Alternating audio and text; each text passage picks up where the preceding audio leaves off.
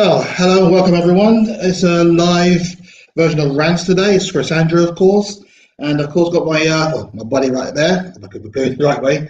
It wasn't me. Yeah, there's a little story behind that, and no doubt we'll hear about it at some point soon. Shubes, how you doing? I'm all right. How are you? Yeah, all good. I'm thinking that I'm probably the only one who's kind of like relaxed about this whole transfer window dealing, and it seems to be that we're. And I look at this Bill as well. Yep, say hello to everyone, Bill. And he's still got hearing issues. You can't hear us at all, huh? Oh, there he is. There you go. Looks like it might have a few lagging issues, but it's fine. But as I was saying, that I seem to be one of the very, I want to see one of the very few who's got relaxed about this whole transfer window, this whole summer window closed last night. I mean, we've got in 5 good players, which we'll look at, and also got rid of around about 10, didn't we? Which we'll also look at as well.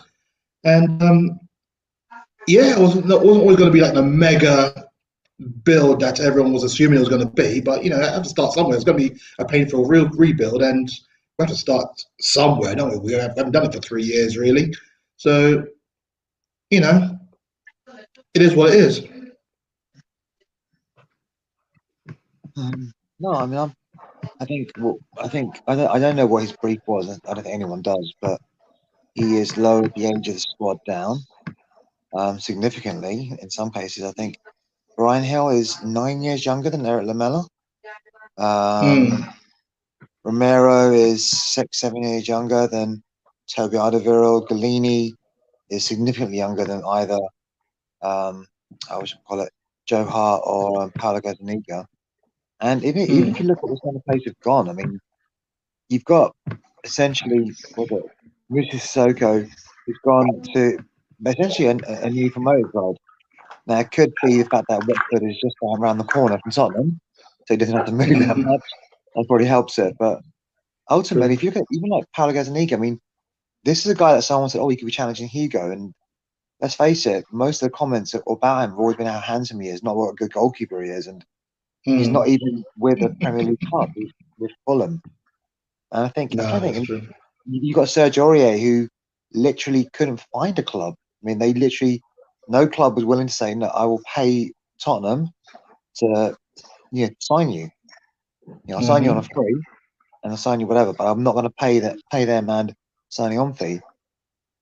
So it's been an interesting transfer window, but I don't know what Bill thinks. But like I said, I think people are hoping for so many things, and unless you're, and to be honest, not even Man City got everything they wanted, did they? With all their deep pockets. So, or any of what they wanted, really. They bought a player that they didn't really need, but we'll get onto that one as well in a moment. But Bill, what do you reckon of this transfer window? Are you happy with it,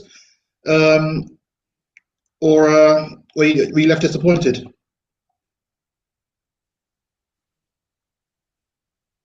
And there we go. I think it's probably got a bit of a lag. I'm pretty content with the transfer window. We're working within a different league to Manchester City. You can hear me? Yeah, we can hear you. Just a bit of a lag. We're working in a different league to Manchester City and Manchester United. It's a lag in between you guys as well. There's no picture in between. Basically, I'm pretty content. There's been incomings and outgoings. We've done some good loan deals. Haven't seen much of Romero. But yeah, it looks like we've got a right back in, very similar to Serge. But he's supposed to be better at defending. Only time will tell how good he is. Well, we have got a question that's just come through there. Thanks for the question, Ollie. Do you think we needed to sign Emerson Royal when we had a great player in Tanganga and Doherty is okay? And if you do think we needed to sign him for that much, considering Barcelona bought him for 9 million, Oh, I'm guessing that he was kind of bought for his experience. Well, I know he's only 22. I think he's a year older than Tanganga, or is he 2 years older than Tanganga? Yeah, I think he's probably a year older than Tanganga. So I think, and he's kind of had European experience. He's had quite a lot of experience with the Real Betis. And I think that was why he was brought in. He's also a Brazilian international as well. Um, so I'm thinking that we needed someone young who was able to also get up and down that right side fairly quickly and comfortably, and also knows how to put a good cross in. Tanganga, for all his work ethic and for all that he does, I don't know if his final ball is that good. I mean, he gets it to the right areas and he whips the ball in, but we wouldn't actually need someone to get down that right hand side and put a precision cross in, which is what Emerson will be able to do. So I think that is. So I think, yeah, we probably would have needed a specialised right back, and Tanganga can fill in that job when we need someone a bit more defensive. Emerson obviously is more attacking. And regarding the price, yeah, they bought him for 9 million, and they loaned him out for what, 2 straight seasons, or was it 3 straight seasons? Can't quite remember, but they hardly played him, and then they kept him. And because of their money issues, I mean, I think he was like 2 years into a 5-year contract, so I guess that's why he cost around about 25 million. So I'd say it's good business. I mean, yes, they bought him for 9 million, loaned him out, and he got all that experience. So he has got the experience, which is why he's worth the 25 million, I would say. And that is, yeah, I think it's quite good business. I don't know what you guys think. well, was it Tanganga? Was it? I think I looked at the France lineup, and I think is it Kunde, the Kunde, yeah. centre back that Chelsea were linked with. He's playing at Mm, right back, so I think, and obviously France has got a very good team, but they've had to shoehorn Kunde into playing at right back. So mm, me personally, I'm not against Tanganga playing right back, but I think you need to learn a position. You need to be allowed to learn. I know you've got to be flexible, move around a little bit, but especially at mm, that age, you need to be playing yeah. one position as much as possible, not like Mm, moving here, there, and everywhere kind of thing, which I think did cause problems with Eric Dyer, I think, for a few years, because obviously we're playing him a right back, then we're playing him defensive mm, midfield, and then we're playing him a centre half. But I mean, I think I don't know what Bill thinks, but I think we've been linked with quite a bit. I think the way Paratici works, he likes to have quite a few like different irons in the fire kind of thing. mm, And I think was it Tomoyasu who we've been linked with, who went to Arsenal instead of coming to us, or yeah. basically we lost interest. He essentially is very similar to Tanganga, and Yeah, I think Tomiyasu, Tanganga, yeah. He's I don't been think he's got an interest to go forward. I shifted mean, I to don't know about you. Arsenal.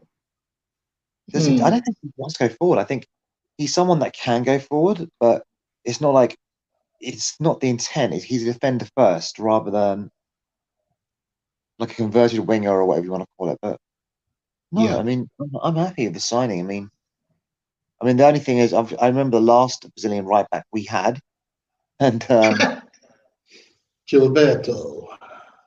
Yeah. Yes, that's thanks for reminding us about that. That's fantastic.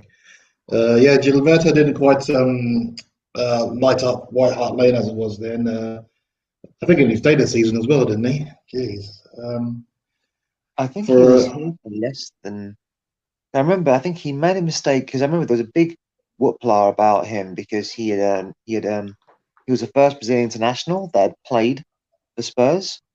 There was yeah. a big like, oh, he's our first Brazilian, we're so happy, blah blah blah blah.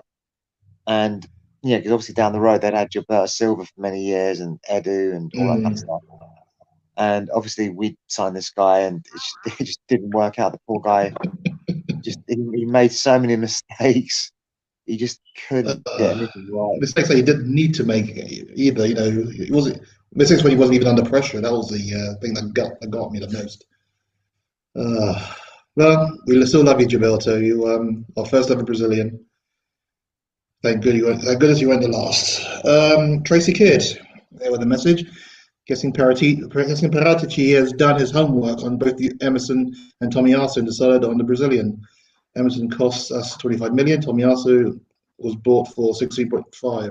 I'm sure it was a little bit more than that. Was it 19.8 in the end that Arsenal bought him for? So I heard that we were close to signing, but Bologna then put up the price and then put up the price again. So we'd actually settled on a 15 million pound amount for him, and we were happy with that. Waiting for him to come back from the Olympics, and then suddenly they decided to up the price because he had such a very good Olympics. So I think that's kind of why we thought, screw it, we'll look elsewhere. And then Emerson, we just took advantage of Barcelona's money issues, really. So yeah, I think we got. I mean, he is a specialised specialist right back, and we do have that cover there in the form of Doherty and Tanganga. But yeah, well, it'll be interesting Barca to see how needed money to buy Tomiyasu Luke de play. Jong. Barca needed money to pay for Luke de Jong, that Premiership goal getter that he was. You know? And Martin Braithwaite, the other Premier League goal getter. I thought he played in the Premiership. Who did he play for? I want to say West Brom or something. I want to say West Brom. But yeah, Luke de Jong, yeah, did play in the Premiership. Obviously, it's going very well for him because he's gone to Barcelona, cash-strapped Barcelona, which having to ship players off it before they fall out of existence. But yeah, it's crazy. But yeah, for those who haven't seen too much of who we've bought in the transfer window, these are the players that we've brought in, and I'll just list them off. And we've obviously there's been pandemic hits, so just to confirm the confirmed signings from Spurs: Pierluigi Golini, initially on loan from Atalanta, but essentially is ours because we have an obligation to buy. Brian Hill from Sevilla, who costs £21.6 million plus. Eric Lamela. So yeah, we've moved on Eric Lamela there, and apparently there's a lot of uproar, especially in Spain. People wondering why Barcelona or Real Madrid didn't go in for him, but yeah, we slapped the money down and we offered them a player that they needed. So yeah, Brian Hill, welcome to Spurs. Cristiano Romero, the Argentine international, 23 years old, bought him from Atalanta. His initial loan. That isn't a loan, isn't it? With an obligation to buy £42 million at the end of that one. And then Emerson Royal, who we just got yesterday from Barcelona, 25.73 million. And then the one player that I'm looking forward to seeing next season when he finishes his loan at Metz is Pape Matar Sarr. And he's a player that I'm looking forward to. I mean, he's only 18 years old, but from what I've seen, he looks like he could be the next Vieira, and that's how highly I rate him. From the way he plays, hopefully from the same attitude as well, and where he doesn't take any kind of crap from anybody.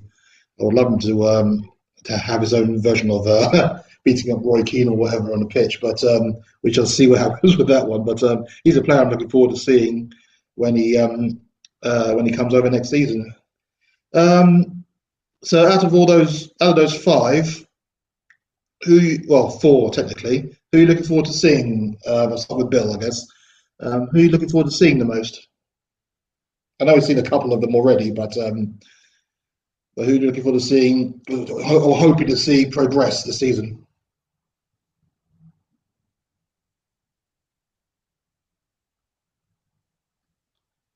Oh, it looks like your sound has gone. Yeah, looks like your sound has gone there, Bill. In which case, let me pass it on to you then, Shubes. Well, I'm actually. I've been thinking. That's my sound. It's my sound. Okay. I've been impressed with a few of the players, but I've got to say, Brian Hill. He has this weird way of ghosting past players, and I've not seen it for a while. And I can see what Tracy's saying. Like, do you think we need a striker to challenge Kane? But who do we get? Who? I mean, I'm not being bad. If Man City could have bought a striker that could challenge Kane, they would have bought him easily. They would have said, like, we'll spend this much on Vlahovic. I don't know if the one from Fiorentina. Vlahovic. Vlahovic. or Lautaro Martinez, they would have spent a shed load of money on those guys. But for whatever reason, they chose not to.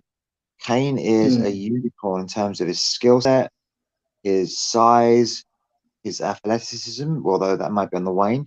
More importantly, his consistency. He is incredibly quite consistent. I mean, I just don't. And people spoke about Danny Ings, but Danny Ings is one wants to play football. Most players want to play, you know, unless they're past 30 and want to, want a last paycheck. You know, most players, especially in the Premier League, want to play. And I just don't know who we could have gone. I mean, I would love to know. I mean, how? I mean, I think is it Lukaku went for £100 million. So we're looking at least 60 to 80 million pounds on a striker that might not play every single match, and we just can't afford that. I mean, it's nice United can afford to spend so much money. Great for them. Clearly, they're COVID proof. Clearly, but we're not. So, and I like the idea. I don't know. And hopefully Bill can hear me on this. But Bill, one of the reasons I'm really glad we got into the Conference League is that we're going to see a lot more. I can hear you. It just cuts out. I'm hoping. What do you think about Dane Scarlett? I really think he is. There's something special about him, and I think he can really emerge. What do you think, Bill?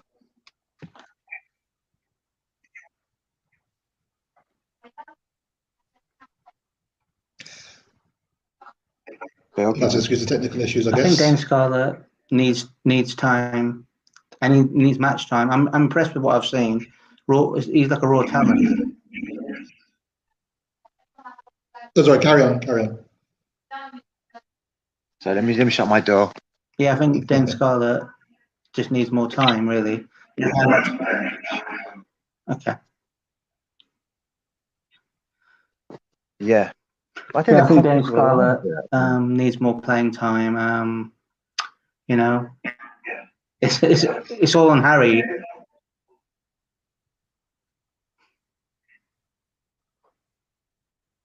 Yeah, I mean, I'm going to go with.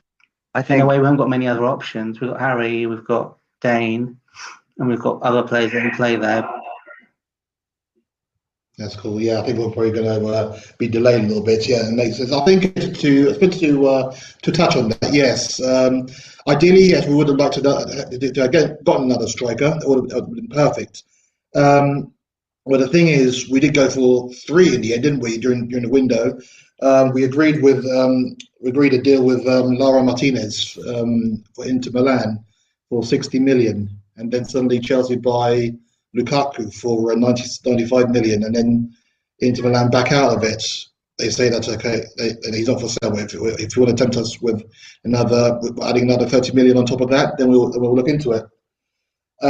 Which of course we weren't going to do. We weren't going to spend 90 million pounds on Martinez. Looking to sort our game, aren't they? Chelsea Exactly looking to act as spoiler, aren't they?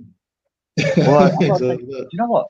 They've done some really good business actually, because obviously they brought in Lukaku, but Saul Niguez, and that is a steal. Especially if it's, I mean, I don't know if it's a loan with an option to buy, but Saul Niguez, I mean, if you saw him for Spain, he's a very. I'm not saying I've seen him a little bit for Atletico, but on loan at the moment, yeah. Saul Niguez signing of the window. Seems to be, and yeah, I mean, I thought I was actually going to break down in the last minute, but they got him on loan, didn't they? So yeah, I guess the Chavs have done some good business, but means it would be just going to be another league title they would have bought, you know. But we'll get onto them towards the end of it. I think if you look at it, I think most clubs haven't had the most perfect. I think it's impossible for every club to have a perfect transfer window. I mean, Man United didn't get the midfielder they were looking for. City didn't get their striker. Chelsea, I know, is it Ampadu's on loan? Zuma was sold to West Ham. So I think, is it Thiago Silva and Rudiger, and who's the other centre back? I forgot. Chalobah? I think they might have another. Is he centre back? I thought it was like I thought it was a wing back. A Chalobah, I can't remember. Rudiger, Chalobah. I'm trying to think. Thiago Silva, but I'm trying to think who they have beyond that. They don't have a lot of centre Christensen. half. Oh, Christensen, Oh, that's yeah. it. Christensen. Hmm. They only have three or four centre halves, and they play a back three. So I think that's pretty Christensen, much. yeah, said that, yeah. Pardon? Yeah, that makes sense, I guess. Yeah, but at least but I suppose with what they brought, they could just switch up the team. They could play a second string that's as strong as their first. Play a third string that's as strong as their second. So yeah, they have options, I guess. So yeah, it looks like they're going to be the team to beat for the title. That's all in a title race, but obviously we're a bit early for that. Um, but in terms of just seeing that message there, I don't think we'll tire out Sonny. I think the plan would be. I think many people underestimate. Yeah, Scarlett is young, but he's going to be used sparingly. We're not going to over rely on him, and we do have. I mean, beyond Kane, I guess we haven't got an out and out striker other than Scarlett. But I guess yeah, Sonny would play kind of up front, which would then kind of mean that players would then switch around if we're going to rest Kane. And if Sonny is going to be rested, we'll then switch that around as well. We've got Hill, we've got probably Kane, and we've got Bergwijn. And if Kane's not playing, then we switch that around as well. So we can be kind of intelligent with our team selection. That will ensure that players will play and also get rested.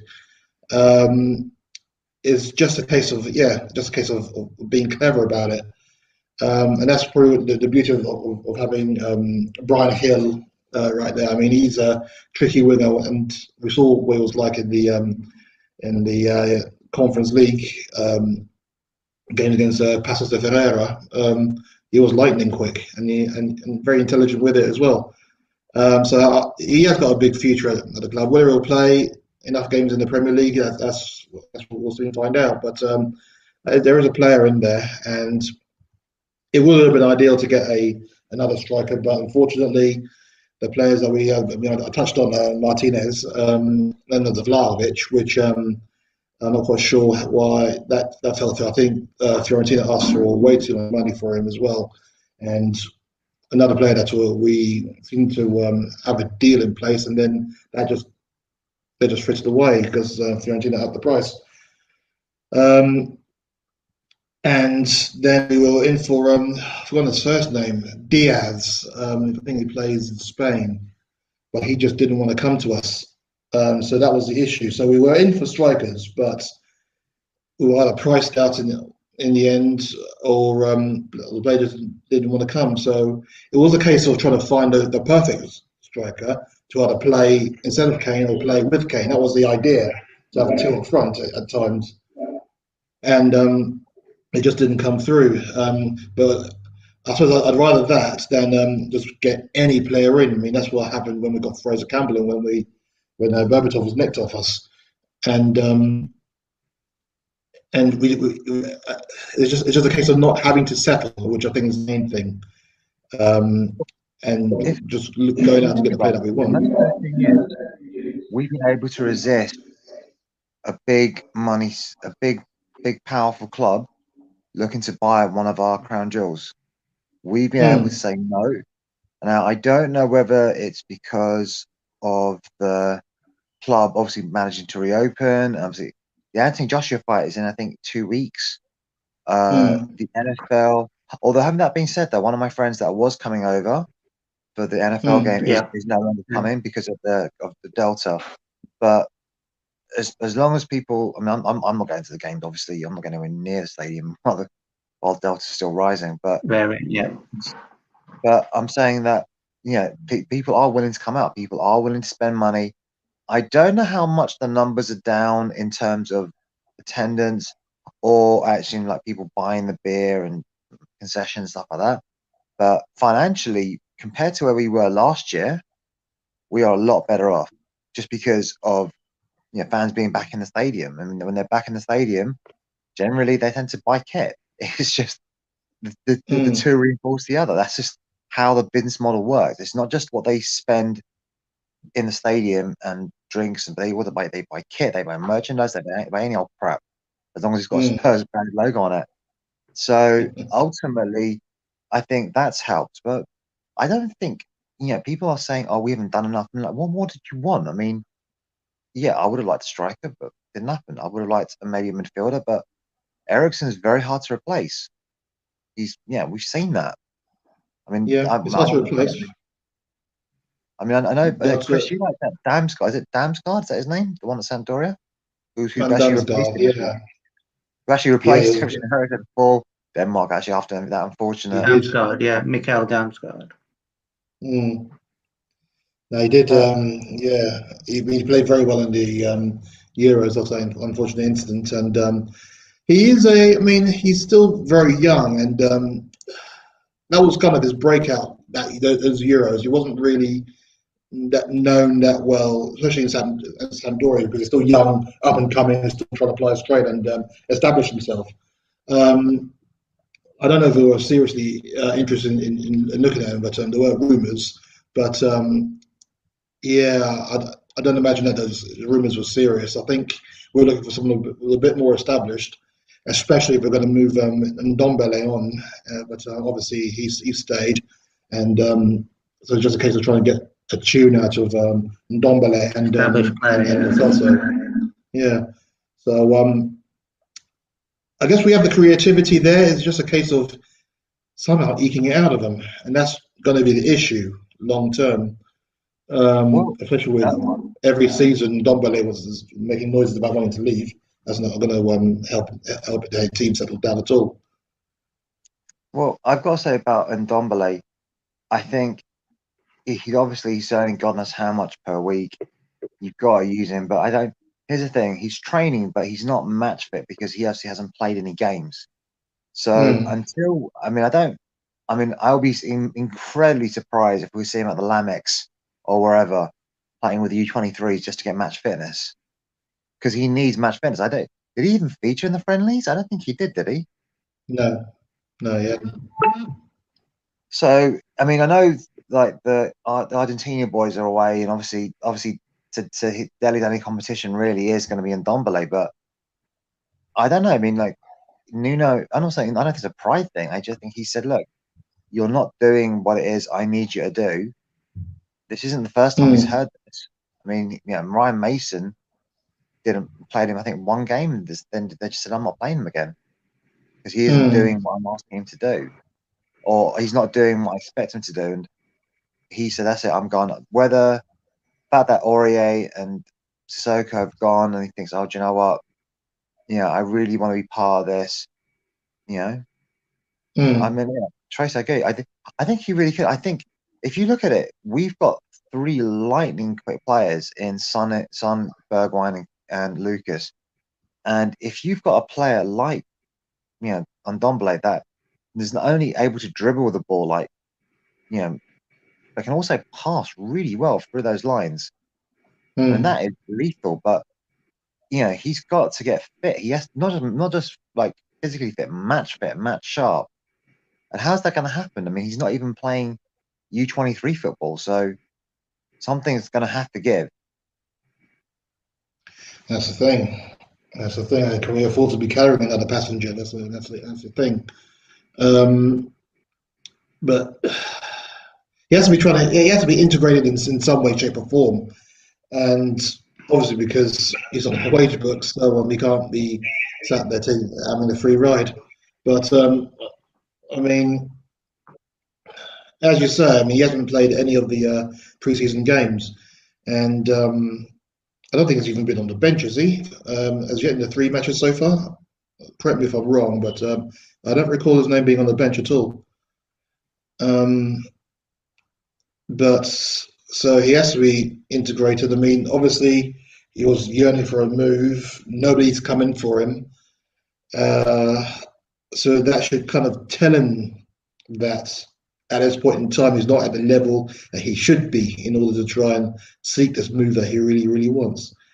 So the only way he's going to get to that level is by knuckling down and playing for the shirt. That's the only way he can do it. Well, the But market's collapsed. The market for those kind of players. I mean, you've got Juventus who are like literally desperate to go for Ronaldo, not because he mm, wasn't doing it for them, just that his wages are just crippling them.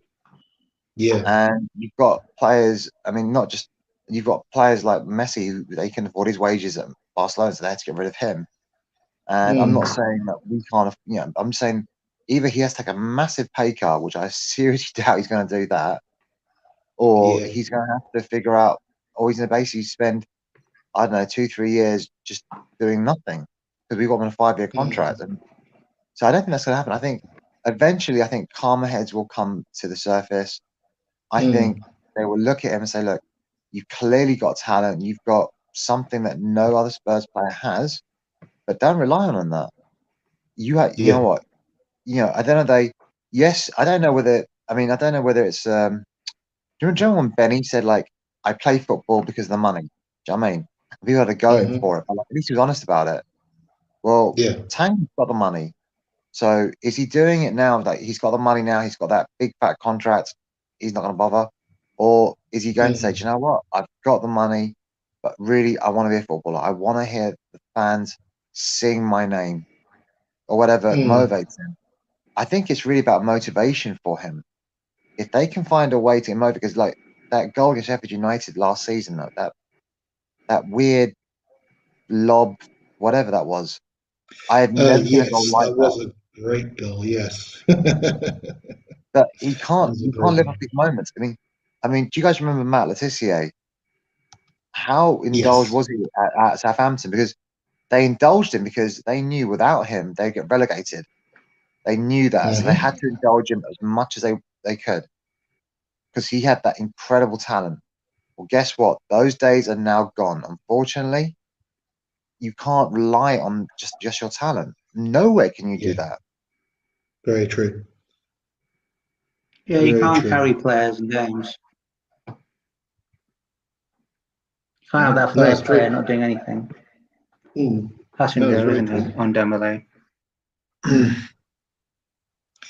And the only thing is that, yeah, as we said, we can see the talent is right there, but it's just a case of either eking it out or trying to coax him in a different way. But it's kind of hard to describe what we can and should do in order to get out of him, really. But yeah, he's got another 35 games to try and impress.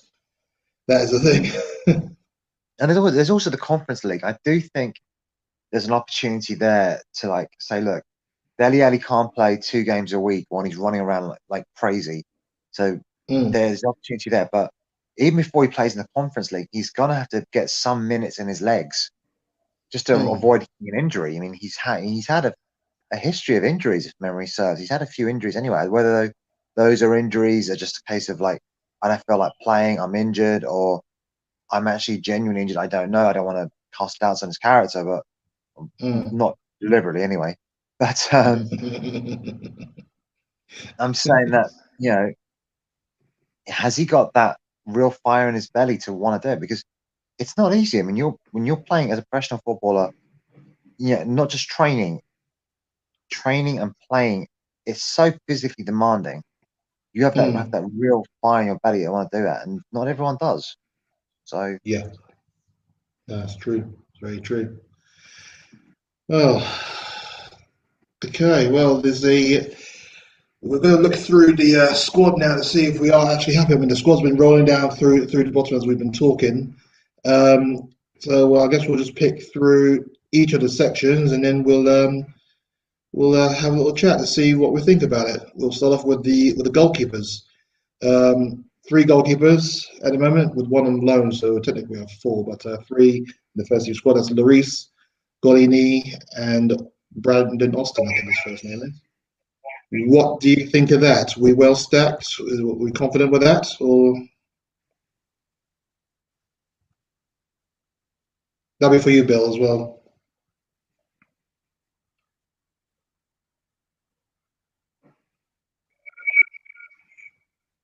Yeah, I think Golini is an improvement on Gazaniga as being a backup keeper, with Lloris going to be the number one. And of course, we've got other keepers who are very, very young. I don't know much about Brandon Austin, to be honest. Yeah, I saw him as I play. said, I think it was him at the Lamex, and he wasn't yes, the would have half been. So I bad. would hope, that. Yeah. But it's hard to be a goalkeeper. I mean, like, I think how much did Arsenal spend on Aaron Ramsdale to be their number 2? Was it 30 About million? 30 Something? million. Yep, 30 million pounds. And so, you need. I don't know. I mean, I don't think Michel Vaughan will come out of retirement again.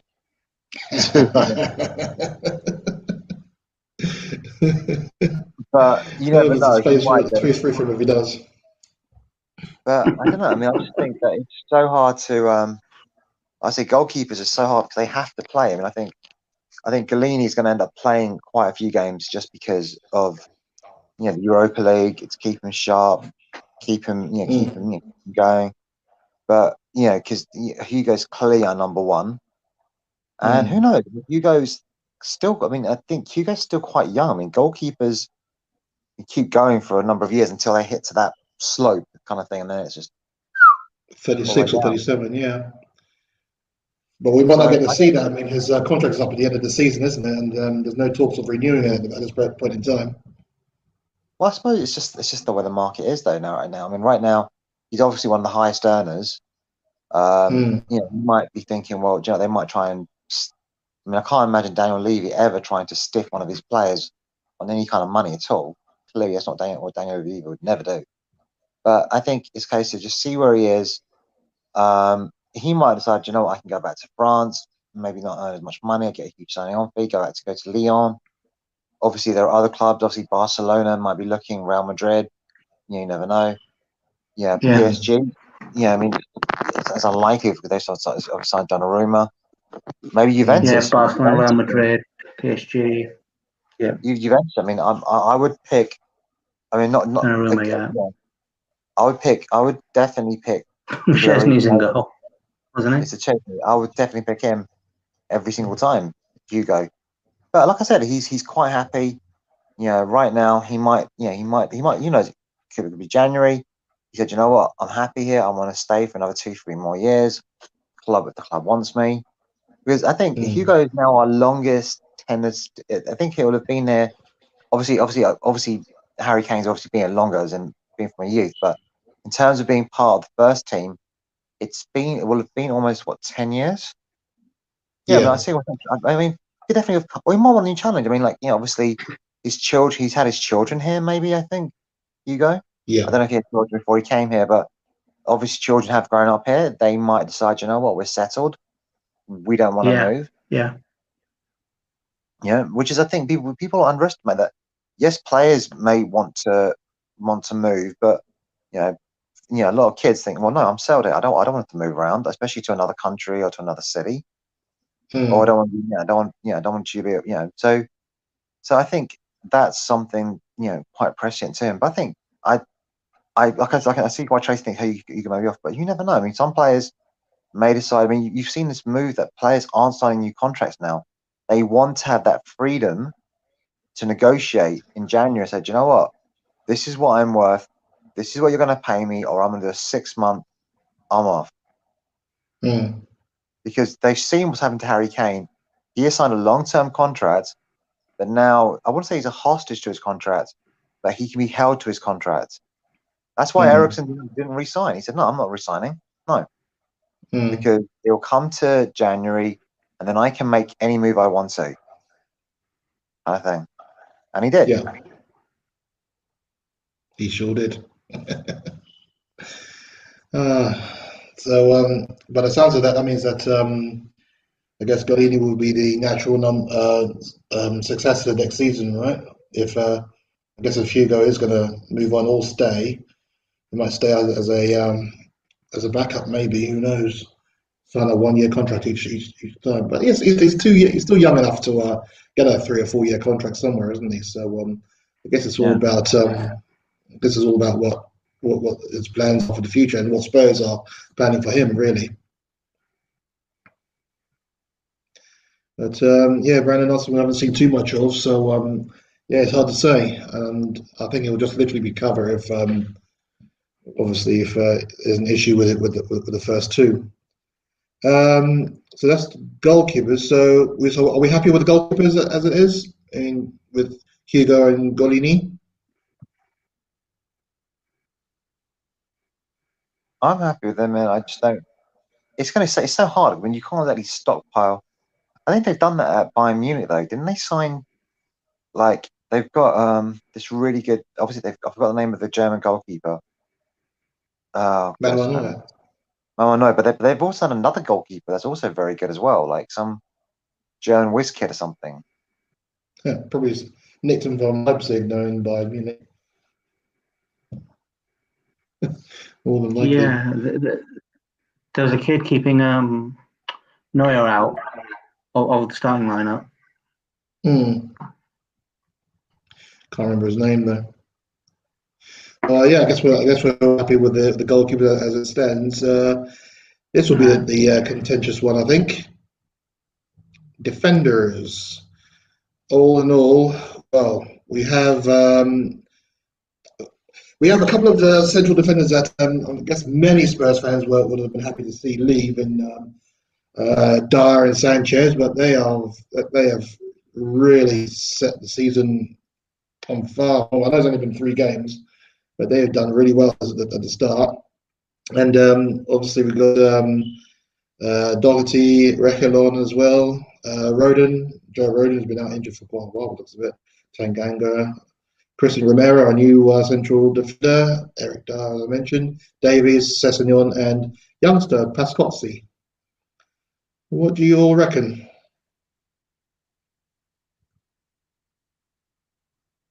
Yeah, he looked good in pre-season. Are you happy with how the our defenders are at the moment? Good enough level. Do you have confidence in the defensive lineup?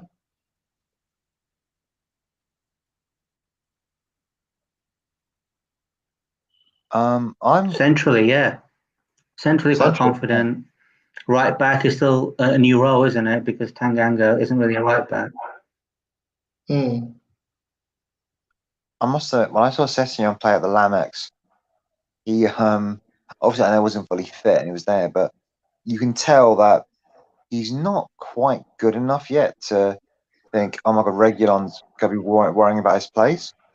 But he's just good Mm. enough to keep Reguilon on his toes. I mean, if I'm Reguilon, he thinks, well, I'm faster than Ben Davis, Yeah, so nice. Mm. I'm gonna be kept because I'm quicker than Ben Davis. But Ben Davis obviously can play at left centre back. I don't think he's that good. I think a lot of us are hoping he could be like Jan Vertonghen, like a reluctant Mm. left back, or left back putting a centre half. He does that for Wales, but I wouldn't be too impressed. I've seen him for Wales; he wasn't that good. Sorry, and I'm sorry. Sacrilege. And Jan Vertonghen, and you know what? Jan Vertonghen was like a unicorn. I haven't seen player that could do what he could. Any player from left-footed that did that for us. I can't remember. Obviously, when Bale got up and down the left wing, but as in like from defence, bringing it into midfield and playing so elegantly. I think Jan was an absolute unicorn in being able to do that. Mm. Like I said, but I'm happy with our defenders. I sort of thought Romero was very unlucky. I don't know what you guys thought of that booking. That was bloody weird. He wins It the was. ball. He's got a 3-on-2, and then the referee books him. I thought that Mm. was really weird. But no, I think he's going to learn the Premier League. He's going to learn the pace of the Premier League a bit. But I think if you saw it, there's a couple of clips where he defends really well against Lukaku. And I think the reason Mm. Atalanta have to sell their best players is just because I think in the Champions League they have to actually play at the San Siro because their own club ground isn't big enough. It's Oh, just right, okay. or something like that. They're not Yeah, too far. I mean, Atalanta actually is right near Milan anyway. Apparently, but it's not too far at all. yeah, And Bergamo is Bergamo. right next to the Milan. I used to fly in there when I went to see Inter Milan or AC Milan yeah. away. So yeah, it's not too far away. So I do think that it's going to be, I do think he's definitely got the aggression. He can ping a pass as well. And I think Sanchez looks a lot more confident. I mean, I don't know how true this was, but apparently when was it Jose, the first thing he mentioned, I don't know how true this is, but he mentioned about was it the UEFA Cup final or the Europa League final, when his Man Yes, United team played Europa Ajax, League. kind of thing. Yeah. And he made mention Yeah, of that, against and I'm Man like, United. Ajax against Man United. and he was like mentioning about Davinson Sanchez, and he mentioned that to him, like, oh my god, like, you know, Davinson Sanchez, that must have been a horrible memory for him, and you're just basically Mm. reminding him of this, and his confidence was low. What a surprise! Yeah, it's Jose Mourinho and his master of psychology there. Jeez. Yeah, I mean, I think he has made no secret of the fact that his Manchester United team just targeted him each time with long balls it, throughout that final. Um, so yeah, I mean, it's bad enough telling Davinson that's exactly what you were doing, and then trying to, yeah, it's no wonder that his confidence was low at the end of that. But yeah, I mean, he's come back from the Copa America with like a renewed vigor about him, hasn't he? I mean, he looks and he acts like the top centre back that he believes he is, and we're reaping the benefits of that. And that confidence has shown through in other ways. I mean, apart from the tackling and getting in the right positions, also his passing is on point as well. I mean, he hasn't made any mistakes with his passing at all so far this season. And there's only 3 games, but still. And he looks a totally different player, a very different player. Give it time. No, No. no. I think Eric. Look, I think ultimately we always want players to come in. We want to bring this player in, but we have to give the coach the ability to coach, and we should be Yeah. asking our coaches to say, "Look, you've got this player. It's your job to improve him." I mean, famously, I always remember and Villas-Boas. I mean, I wasn't a big fan of the guy, but he never took credit for Mm, Bale. He said, I didn't create Gareth Bale. I didn't help him improve. The team did that. It wasn't me. It was mm, the team that made him better." mm. And whatever you think about Andre Villas-Boas, he was very humble on that. I liked him. I thought he was a decent enough manager.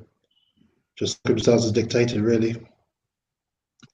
But yeah, man, and that's true. If I mean, there is coaching, and then there's like almost like moving the players around like they're chess pieces. You know, you have to you get the coaching right, then the players will have the confidence in order to do what they need to do. And I think in the short time that Nuno has been here, I mean, obviously he's given that level of confidence to the central defenders. I mean, Dyer has never looked so commanding, and Sanchez looks so confident. And you got to say that, you know, that's a testament to what Nuno has done, really.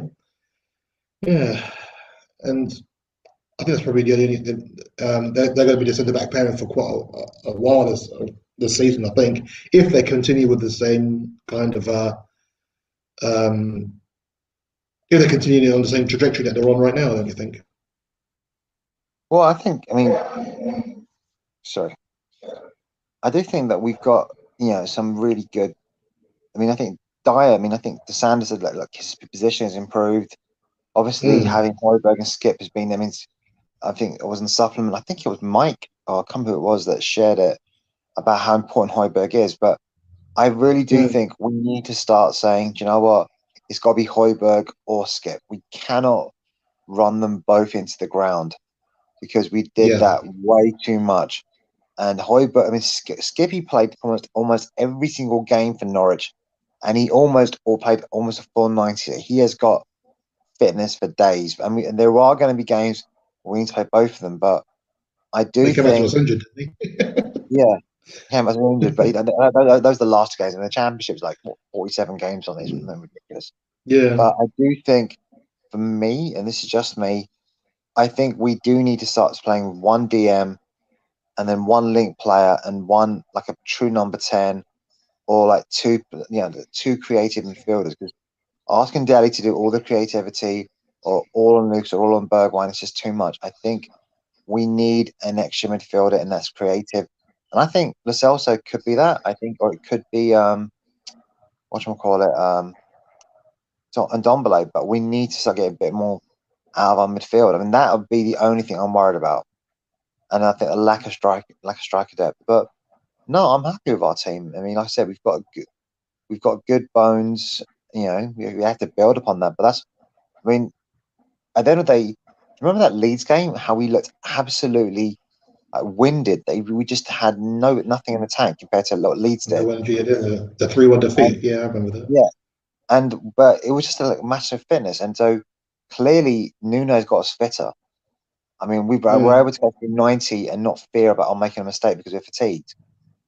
And he now has 2 weeks with a bunch of players that aren't. I mean, Dyer hasn't gone, Ali hasn't gone, Bergwijn may have gone for Holland. I'm not too sure. Lucas definitely hasn't gone. So there are at least 4 or 5 players. Obviously, Skip. I think Skip and Sessignon have gone away with the U23s, maybe U21s. I think I'm not sure if Reggie is still here. Reggie is obviously if he's away of Spain, but Tanganga, I think, might still be here. But he's got the players for at least a week and a bit. So I'm actually looking to see what we do against Palace. Is it Palace or Burnley? I think it's our first game back. Palace. I'm really not just because it would be really funny to stick it to Vieira again, but I do think it will be interesting to see what it's. I do think, I mean, I really right now he had to get. If we'd got 7 points out of 9, I'd been really happy. But to get 9, to get those two extra bonus points is incredible, I think. And I really do think we can build upon that. And hopefully, obviously, tomorrow I'm hoping that Harry Kane doesn't get injured. I'm hoping Harry Kane doesn't get pinged. Because forget the injuries, it's the pinging I'm worried about as well. Well, and I have to go now, guys. I have to shoot off, guys. So look, I'll catch you soon, right? I have to shoot. Take care. All right. See you later. We're just talking about midfielders that we have. Just to clarify the midfielders that we have as spots, as Shubes runs off. It's got Højbjerg, Winks, Lo Celso, Ndombele, Dele, Skip, White. These are the kids, by the way. Harvey White, Niall John, and Divine. Are you happy with that midfield? I mean, I guess. I mean, it looks like we got the defensive strength in the midfield there with Højbjerg and Skip looks fantastic already. He's only in 3 games, but it looks like he has been there for years. I guess it's a case of where the creativity comes from, especially if we have to rely on Lo Celso and Ndombele. Do you think that's enough that we have what we have there? I mean, Dele has kind of like got a new role where he's like a box-to-box player, so he's improving. He's improving on that aspect. But what do you think on the midfield?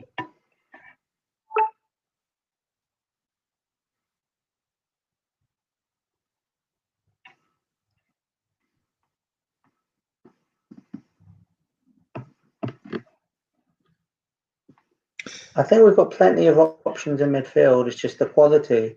I don't think Lo Celso offers much. And of course, we're missing on Ndombele.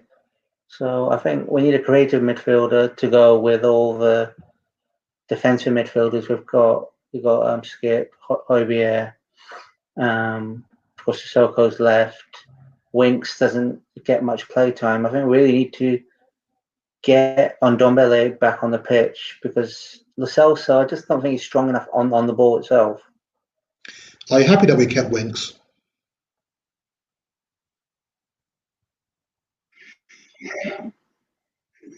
Yeah.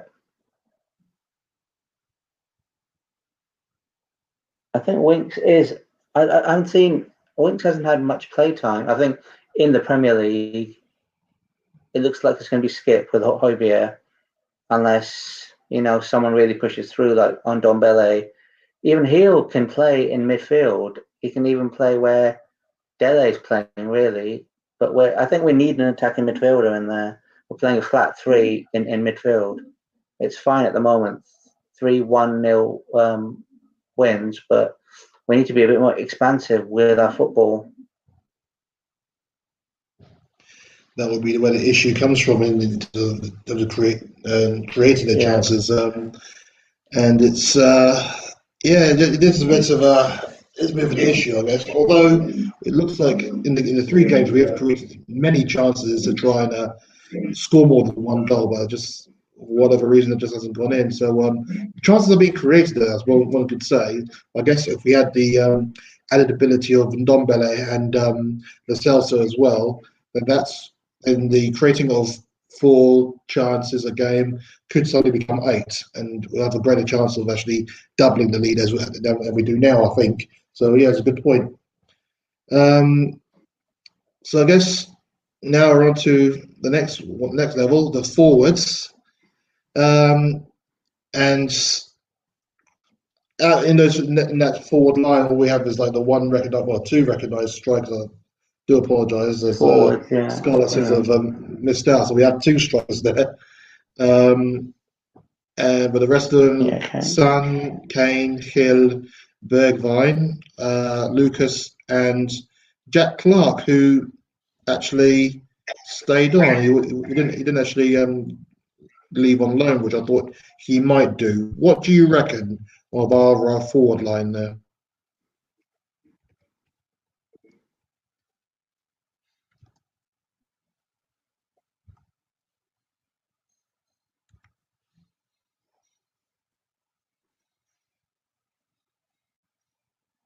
Yeah, well, we've just got Kane basically, and then we've got Son, Bergwijn, Lucas, got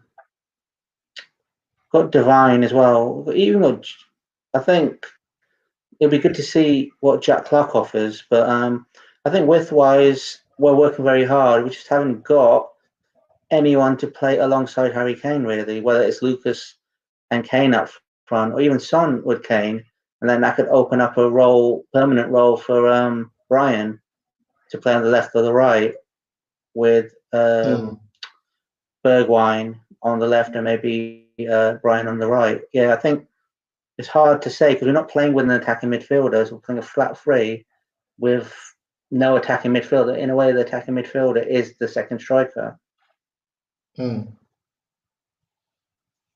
In that where Dele comes in, because he's now a box-to-box kind of player now, so I guess he has the energy to get up and down the pitch like that. But I guess the idea is that he'll come in and run into the box late.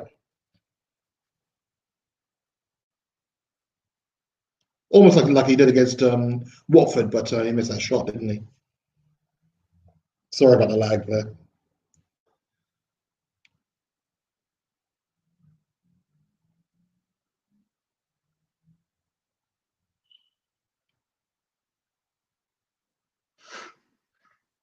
I think we just got to work with who we've got at the moment, because we didn't offer enough money for players. I think they're even saying, even for Adama Traore, we offered 30 million, but Wolves wanted 50 million. I think after the 30 million bid, we didn't even think about offering, say, 35 or 40.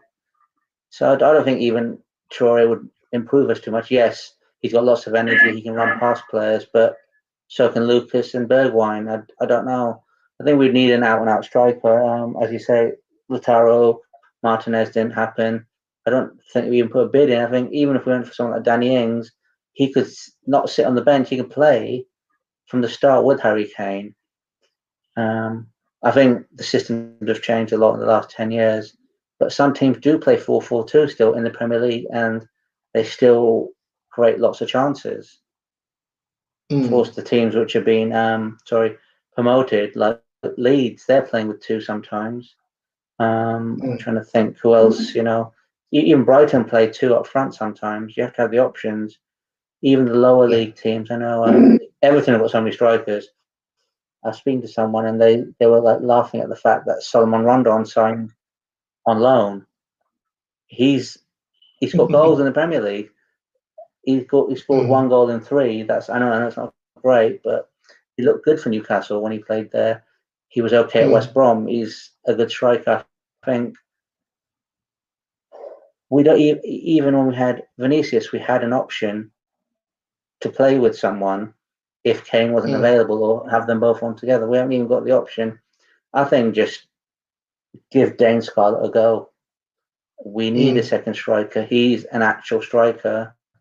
I'm trying to think who else can play up front. I think we need the right players for the right positions. Sometimes it's good to have it like a utility player, like Tanganga can play centre back and right back. That's fine. Ben Davis left back, centre back. Dyer's been fine at centre back, but he's an out and out defensive midfielder. I think. So basically, you want another Gary Doherty. I think. I don't know what you think. I think we need to play two up front. If we're not going to have an attacking midfielder, we need to. Yeah, sorry. And I was just saying that basically you're looking for another Gary Doherty, then a utility player can play anywhere, including striker and probably in defence if we need them to.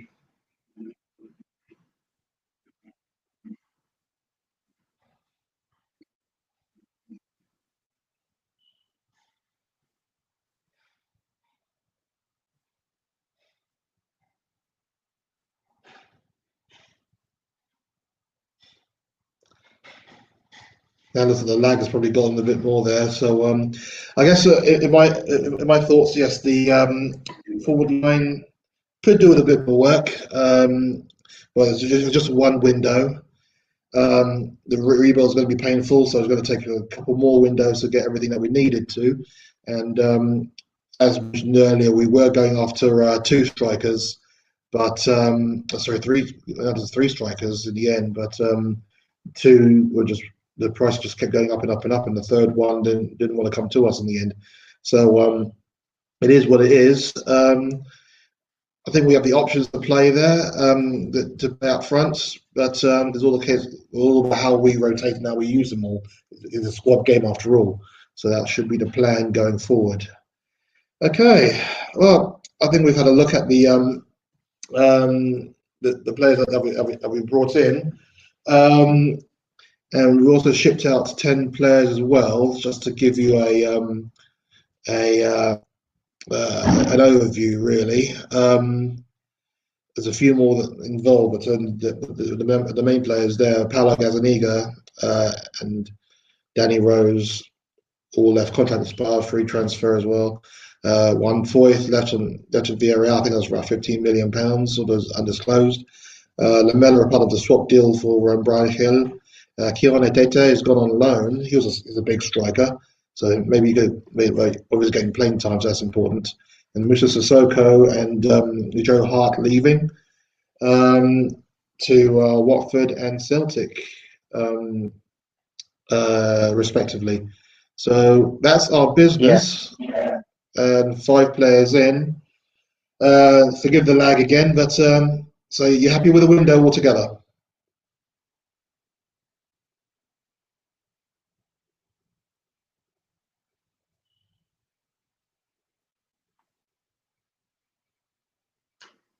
I'm happy with the window. I'm happy as I can be. We have to be realistic. We've got rid of players which weren't going to play much. You know, Danny Rose is gone. He was there for a long time. Sissoko was there for a long time. You know, whether people liked what he did. Toby had to go. I think he had maybe a year or two left in him. Who else is left? Gazzaniga. I think his play time was limited. I think it's been a good window, ins and out. And the loan deals we've done, which may become permanent, are very good business by Paratici and the board. You know, it's better to get them initially on a loan, assess them, because I think Romero could be a very good centre back at 6 foot. He's not the most demanding, but he's quick. He likes to tackle. Like any defender, he may, notch up quite a few yellow cards. That's the worry about him. But he's still young. You know, we're buying 22-year-olds. We're getting 22-year-olds, 20-year-olds in. We're not, trying to fill players who are, who only got a few years left. And also, Emerson Royal, he's an improvement on Aurier. But the thing is that I've read that very good going forward, very quick, but has the same problems as Sissoko. Defensively, he can be a bit rash. So we haven't even seen him play as yet. So I think Royal, on paper, very good signing, but there must be a reason why his times have been limited playing for Barcelona, you know. But yeah, I think it's been a good window. I think we've spent well. We can't expect to spend hundreds of millions of pounds on players. We're not Manchester City. End of the day, Jack Grealish isn't a forward. Man City didn't buy a forward. They bought a creative player to add to their long line of creative players. So, you know, at one stage, I think Man City will struggle because if Jesus isn't playing, he's going to be unhappy. He should be playing up front because there's no Aguero available. Very true. Very true. So I guess we shall wrap it up there. Thanks to everyone who watched this deadline day review. I think on the whole, we're kind of happy about it. I know that there are a few of the people in the group who weren't happy about it. We're quite vocal about it. But that's also an opportunity to join us on Facebook and also on Twitter, our discussion group on Facebook, the Tottenham Supplements. And then lend your voice. Let us know what you think. Are you happy with the window? Do you think we could have done more? We're giving you our thoughts on it. So let us know what you think. Comments as well at the bottom of the video and let us know. And we shall see you again soon. I shall say goodbye to Bilal for Bilal, I should say, because his lag is is getting longer and longer. But yeah. We shall see you all later, and come on, you Spurs. Let's do it this season. Top of the league, 2 points clear. Let's try and make it. Let's try and keep that points difference when we return. The lag is let down, but yeah, come on, you Spurs.